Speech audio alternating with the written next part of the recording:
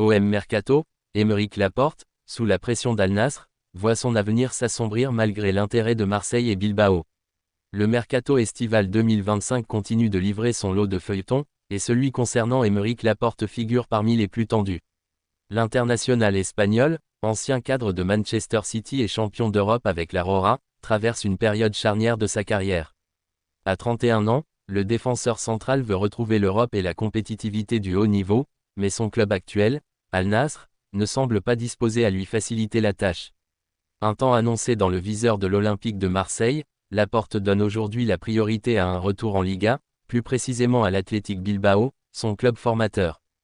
Pourtant, à l'heure où le marché des transferts bat son plein, son avenir reste entouré d'incertitudes, et la pression exercée par son employeur saoudien ne fait que s'accentuer.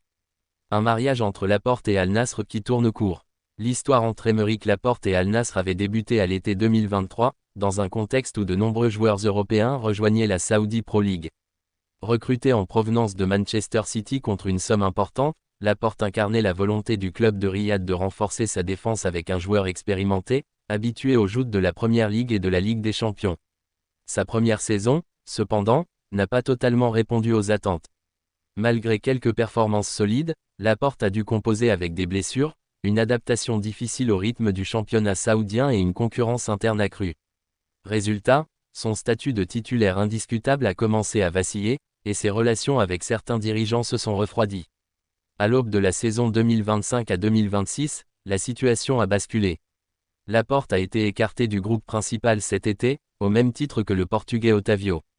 Une décision qui ressemble davantage à un message clair envoyé aux joueurs, soit il se plie aux exigences du club, soit il accepte un départ dans des conditions imposées par Al Nasr. Le bras de fer s'intensifie. Le problème, c'est que Laporte souhaite rompre son contrat à l'amiable pour pouvoir rejoindre un nouveau club sans indemnité de transfert. Lié à Al Nasr jusqu'en juin 2026, il compte sur un accord qui lui permettrait de partir libre dès cet été. De son côté, le club saoudien, qui avait investi lourdement pour le recruter, refuse cette issue. Les dirigeants estiment qu'un joueur de sa valeur ne peut quitter le club gratuitement, et ils sont prêts à employer des moyens de pression. Selon les informations de Marca, l'une des stratégies envisagées par Al Nasr serait de ne pas inscrire Laporte pour le championnat national, le limitant ainsi à la Ligue des champions d'Asie 2, AFC Champions League 2. Cette compétition, bien moins prestigieuse que la première division asiatique, regroupe des clubs de second plan sur la scène continentale. Une mise à l'écart de ce type aurait un impact direct sur la visibilité et le rythme de jeu de l'Espagnol. Pour un joueur qui espère encore disputer la Coupe du Monde 2026 avec l'Espagne, cette menace n'a rien d'anodin. Être cantonné à des matchs de faible niveau réduirait ses chances de figurer dans les plans de Luis de la Fuente, surtout au vu de la concurrence qui émerge en défense centrale. La Rora, un objectif en danger. Déjà, Laporte n'est plus le premier choix au sein de la sélection espagnole. Lors du dernier Euro, il avait perdu du temps de jeu au profit de jeunes talents comme Pau Cubarsí et Dinu Eyson, deux défenseurs centraux promis à un bel avenir. Si sa situation en club venait à stagner ou empirer, ses chances de participer au Mondial 2026 diminueraient drastiquement. La Coupe du Monde 2026, qui se tiendra aux États-Unis, au Canada et au Mexique du 11 juin au 19 juillet, représente pourtant un objectif majeur pour Laporte. Il sait qu'à 31 ans, il s'agit probablement de sa dernière opportunité de disputer un grand tournoi international en tant que joueur de haut niveau. Pour y parvenir, il doit impérativement retrouver un club compétitif où il pourra enchaîner les matchs. L'OM en embuscade, mais en retrait. L'Olympique de Marseille a été l'un des clubs européens les plus attentifs à la situation de Laporte. Confronté à un besoin de renfort en défense centrale, le club phocéen avait envisagé de le recruter pour apporter expérience et leadership à l'arrière-garde.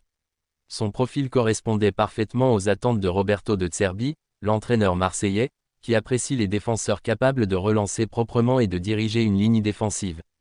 Cependant, la complexité du dossier et la volonté affichée de Laporte de privilégier un retour en Liga ont refroidi l'OM. Les dirigeants marseillais, conscients de devoir boucler leur mercato avec des moyens limités, ont préféré se concentrer sur d'autres pistes plus accessibles. Cela ne signifie pas que l'OM a définitivement tourné la page. En cas de revirement de situation ou d'opportunité de dernière minute, Marseille pourrait revenir à la charge, mais pour l'instant, le dossier semble en sommeil. L'Athletic Bilbao, une histoire à poursuivre. Si Laporte ne cache pas son intérêt pour un retour en Liga, c'est surtout l'Athletic Bilbao qui occupe ses pensées. Formé dans ce club et révélé en première division espagnole entre 2012 et 2018, il y a disputé plus de 200 matchs avant de rejoindre Manchester City. À Bilbao, il conserve une image forte de joueur fidèle et respecté, et la perspective de retrouver San Mamés le séduit énormément. Les dirigeants basques, de leur côté, ne sont pas insensibles à l'idée de rapatrier l'un de leurs enfants prodiges. Toutefois, ils doivent composer avec leur propre politique salariale stricte et la nécessité de ne pas déstabiliser un vestiaire déjà bien équilibré. Un retour de Laporte nécessiterait probablement des concessions financières de sa part, mais la volonté mutuelle semble réelle. Une tension palpable à Riyad. Pendant ce temps, à Riyad, la tension entre Laporte et Al Nasr continue de grimper. Le club n'exclut pas de le maintenir à l'écart tout en le payant jusqu'au terme de son contrat, une stratégie qui ne pénaliserait pas financièrement le joueur mais nuirait fortement à sa carrière sportive. Ce bras de fer illustre la dure réalité des contrats dans certaines ligues émergentes. Une fois signé, il est souvent difficile de s'en extraire, surtout lorsque les clubs n'ont pas besoin de vendre pour équilibrer leurs finances. Al Nasr, soutenu par des ressources considérables, n'est pas pressé de céder. Un avenir à décider rapidement. À un peu plus de 2 semaines de la fin du mercato estival, Laporte doit prendre une décision. Rester en Arabie Saoudite dans une situation bloquée, ou accepter une sortie avec indemnité qui faciliterait son retour en Europe. Son entourage multiplie les discussions avec différents clubs, mais aucun accord concret n'a encore été trouvé. Ce qui est certain, c'est que chaque jour qui passe rapproche un peu plus Laporte d'une saison blanche en championnat, un scénario que ni lui ni la Rora ne souhaitent voir se réaliser. Son destin dépendra en grande partie de sa capacité à convaincre Al Nasr de revoir sa position, ou d'un club prêt à payer pour racheter la dernière année de son contrat. Un dossier à suivre jusqu'à la dernière minute. Le cas Aymeric Laporte est emblématique des défis auxquels sont confrontés certains joueurs européens partis tenter l'aventure dans des championnats émergents. Entre ambition sportive, contraintes contractuelles et réalité financière, l'équation est complexe. L'OM, qui a un temps cru pouvoir l'attirer, semble désormais en retrait, tandis que l'Athletic Bilbao reste à l'affût. Mais la clé du dossier se trouve encore à Riyad, où Al Nasr retient toutes les cartes. Si aucune solution n'est trouvée rapidement, Laporte pourrait voir s'éloigner ses rêves de Coupe du Monde 2026.